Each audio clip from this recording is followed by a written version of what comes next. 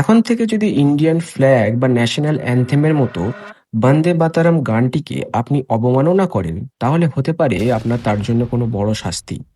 তার সাথে সাথে আপনার এক্সামের পেপার লিক হওয়ার বড় ভয় হয়তো এবার দূর হতে চলেছে। পার্লামেন্টের এই মনসুন সিজনে দুটো আইন এমন পাশ হয়েছে যা হয়তো আপনার জানা খুবই দরকার।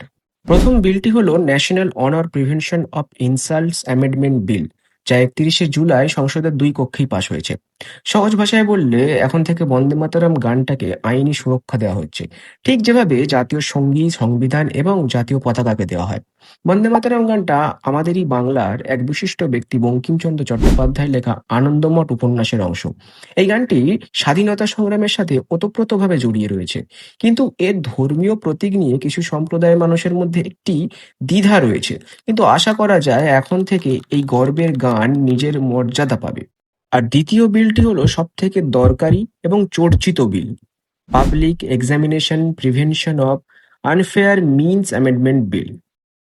এটি নতুন কোনো আইন না, বরং ২০২৪ সালের একটি আইনকেই আরো বেশি শক্তিশালী করা হয়েছে।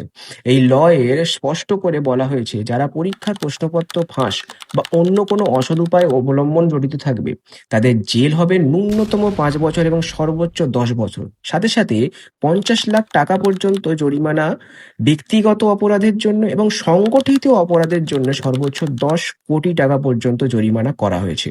এখন দেখার হলো, এত শক্ত এর পরও পেপার লিকের মতো জঘন্য ঘটনা আর ঘটে কিনা, মানুষ সৎ হয় কিনা।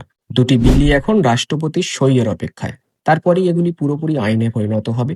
পেপার লিক বিল ও বন্দে মাতরম বিল আমাদের দেশ ও স্টুডেন্টদের জন্য খুবই গুরুত্বপূর্ণ পদক্ষেপ, যা গভর্নমেন্টের পক্ষ থেকে নেওয়া হয়েছে।